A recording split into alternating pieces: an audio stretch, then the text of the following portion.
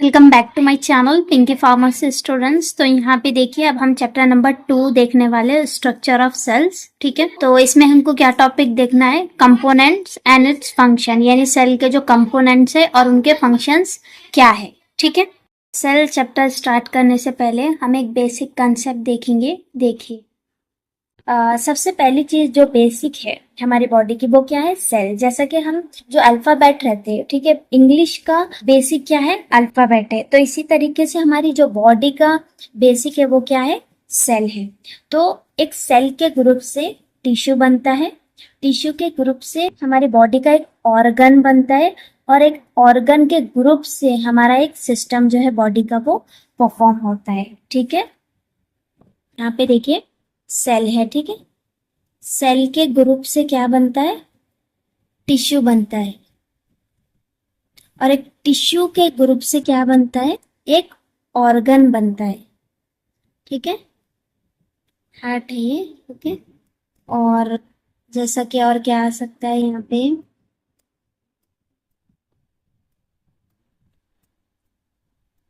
ठीक है, और ऑर्गनों के ग्रुप से क्या बनता है, एक सिस्टम परफॉर्म होता है। तो अब हम डेफिनेशन ऑफ सेल से सेल चैप्टर को स्टार्ट करते हैं। ओके, सेल क्या है, smallest basic living structural and functional unit of the body. ठीक है, ये क्या है, स्ट्रक्चर एंड फंक्शनल यूनिट है बॉडी का। जब आप कोई भी डेफिनेशन या कुछ भी पढ़ते हैं, ठीक है, तो उसको हिंदी में समझ लेना। स्मॉलेस्ट छोटा, बेसिक लिविंग जिंदा, स्ट्रक्चर जिसकी शक्ल भी है, ओके, एंड फंक्शनल जिसका काम भी है, यूनिट है बॉडी का। ओके, अब नेक्स्ट हम क्या देखने वाले हैं, इंग्लिश डिफरेंट कंपोनेंट। तो आपको क्वेश्चन कैसा पूछा जा सकता है, English different component of cells, okay, parts of the cell, cell के हिस्से, ओके, डिफरेंट सेल्यूलर कंपोनेंट। और क्या कहा जाता है, क्लासिफिकेशन ऑफ सेल। तो यहाँ पे देखते हैं सेल की क्लासिफिकेशन। तो सेल कितने हिस्सों में divided, 2 types, okay, nucleus and cytoplasm. Okay, तो न्यूक्लियस में क्या क्या है, न्यूक्लियस डिवाइडेड इनटू 2 टाइप्स, वो कौन से, nuclear membrane, DNA, nucleoli, nucleoplasm, chromatin. Okay, और नेक्स्ट क्या है, साइटोप्लाज्म। इंपॉर्टेंट क्या, साइटोप्लाज्म पे ही क्वेश्चंस पूछे जाते। तो साइटोप्लाज्म डिवाइडेड इनटू 2 टाइप्स, 2 हिस्सों में तकसीम है। ये कौन सा, साइटोप्लाज्मिक ऑर्गेनल्स, साइटोप्लाज्मिक मेम्ब्रेन जिसे के सेल वॉल भी कहा जाता है। देखते हैं साइटोप्लाज्मिक ऑर्गेनल्स कौन कौन से है। ठीक है, endoplasmic reticulum, ER, ribosome, Golgi complex, mitochondria, lysosomes, microtubules, centriole, microsomes. ठीक है, ये क्या है, सेल की क्लासिफिकेशंस जिसको आपको लर्न करना है। किसी भी तरीके से आपको इस पे क्वेश्चन जो है वो पूछा जा सकता है। मेन क्लासिफिकेशन ऑफ सेल्स बोल के आता है, तो आपको उसका आंसर कंपोनेंट पूछो, पार्ट्स पूछो या सेलुलर कंपोनेंट, ओके, तो उसका आंसर आपको यही लिखना है। और यहाँ पे एक चीज याद रखिए कि सेल क्या ऐसा एमसीक्यूज पूछ सकता, ठीक है, dash is the structure and functional unit of the body. तो क्या आएंगे वहाँ पे, सेल। सेल क्या है, स्ट्रक्चरल फंक्शनल यूनिट है बॉडी की। ठीक है, ये याद रखना। अब नेक्स्ट क्या है, 2 मार्क्स के लिए आपको ये क्वेश्चंस भी पूछा जा सकता है या लॉन्ग क्वेश्चन में भी पूछा जा सकता। Draw the structure of cell, cell का जो है स्ट्रक्चर बनाना है। तो वो किस तरीके से, देखिए मैं आपको उसकी एक टैग बताती हूँ। तो यहाँ पे हम देखेंगे सेल के स्ट्रक्चर किस तरीके से बनाना है। तो सेल न्यूक्लियस और साइटोप्लाज्म में डिवाइड है। तो हम सबसे पहले कैसे बनेंगे, देखिए न्यूक्लियस वाला पार्ट बना लेंगे हम सेल का, फिर ये साइटोप्लाज्म। ठीक है, तो सबसे पहला वाला पॉइंट क्या है, न्यूक्लियर मेम्ब्रेन, यानी न्यूक्लियर की सतह। ओके, ठीक है, तो ये क्या बन गया, न्यूक्लियर मेम्ब्रेन।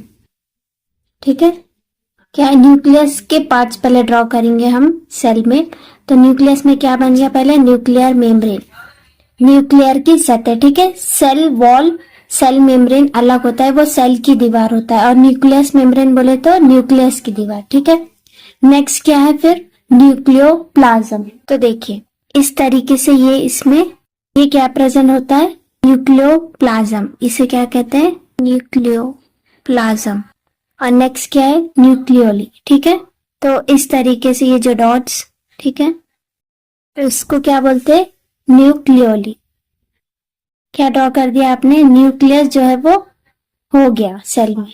समझ में आया? ठीक है, तो न्यूक्लियस इतना डायग्राम आपका तैयार हो गया सेल का। अब उसके बाद हम नेक्स्ट क्या देखेंगे, साइटोप्लाज्मिक ऑर्गेनेल, सेकेंड वाला। ठीक है, उसमें सबसे पहले देखेंगे एंडोप्लाज्मिक रेटिकुलम। देखिए, अभी जो एंडोप्लाज्मिक रेटिकुलम होता है ना, ये न्यूक्लियस की जो मेम्ब्रेन है उससे ही निकलता है एंडोप्लाज्मिक रेटिकुलम। देखो,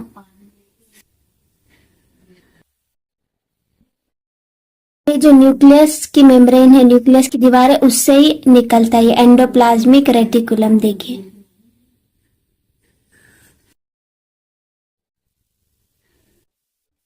ठीक है, ऊपर से एंडोप्लाज्मिक रेटिकुलम और नीचे ये जो न्यूक्लियस का मेम्ब्रेन है उससे और नीचे एंडोप्लाज्मिक रेटिकुलम।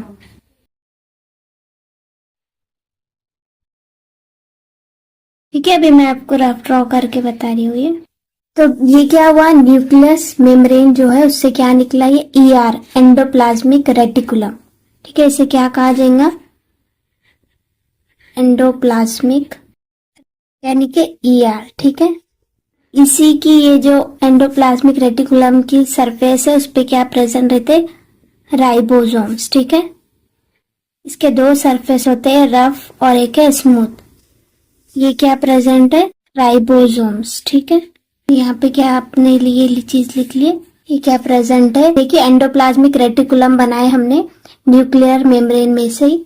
ठीक है, वो अटैच्ड है, फिर उसमें क्या प्रेजेंट है, राइबोसोम्स। ठीक है, इतनी डायग्राम बन गई आपके सेल की। देखिए, एंडोप्लाज्मिक रेटिकुलम, राइबोसोम, और ये जो चीज निकली ये क्या है, ये सेल मेम्ब्रेन है। क्या है ये, क्या है, सेल मेम्ब्रेन, सेल की दीवार, जिसे सेल वॉल भी कहा जाता है। ठीक है, न्यूक्लियस मेम्ब्रेन बोले तो न्यूक्लियर की दीवार, और सेल मेम्ब्रेन बोले तो सेल की दीवार। ठीक है, तो यहाँ तक आपकी डायग्राम बन गई। अब उसके बाद नेक्स्ट क्या है, ठीक है, तो न्यूक्लियस पूरा ये ड्रॉ कर दिया हमने, एंडोप्लाज्मिक रेटिकुलम, राइबोसोम्स भी हो गया। अब हम बनाएंगे गोल्गी कॉम्प्लेक्स। देखिए,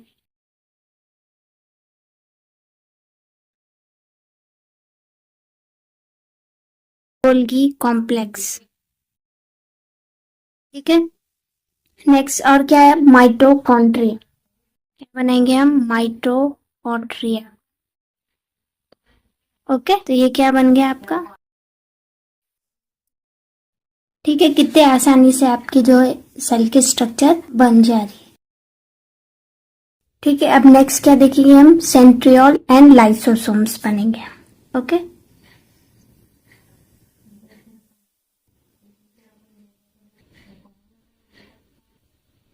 ये क्या हो गया, सेंट्रियोल। नेक्स्ट क्या है, लाइसोसोम्स। ऐसा रहेगा कुछ इस तरह से। ओके, ठीक है, ये क्या हुआ, लाइसोसोम। ठीक है, सेंट्रियोल, लाइसोसोम्स भी हमने बना लिया। ओके, क्या चीज प्रेजेंट रहेंगी, देखिए, साइटोप्लाज्म। साइटोप्लाज्म यानी कि जो फ्लूइड प्रेजेंट है सेल में। ओके, ये इस तरीके से। ठीक है, ये फ्लूइड प्रेजेंट उसको क्या बोलेंगे, साइटोप्लाज्म। ठीक है, देखिए कितने आसानी से इजीली आपकी सेल की स्ट्रक्चर हो गई। सबसे पहले दो हिस्सों में डिवाइड है सेल के पांच। तो इससे पहले हमने न्यूक्लियस बनाई। सेकेंड क्या है, ऑर्गेनल्स। ठीक है, साइटोप्लाज्मिक ऑर्गेनल्स। ठीक है, तो मैंने रफली आपको बता दी कितनी आसानी से जो है आपने सेल के पार्ट्स भी इजीली लर्न कर लिए। तो उसी की मदद से आप जो स्ट्रक्चर है सेल की कितनी इजीली बना सकते। ठीक है, ठीक है, आई होप आपको समझ में आ गया होगा इजीली, जिससे आपको पार्ट्स भी लर्न हो गए और नेक्स्ट आपने इजीली उसकी डायग्राम भी बना ली। ये मैंने आपको रफली बताई किस तरीके से आसानी से आप ड्रॉ कर सकते हैं, पर आपको बनाना कैसा है, इस तरीके से फेयर अच्छी। ओके।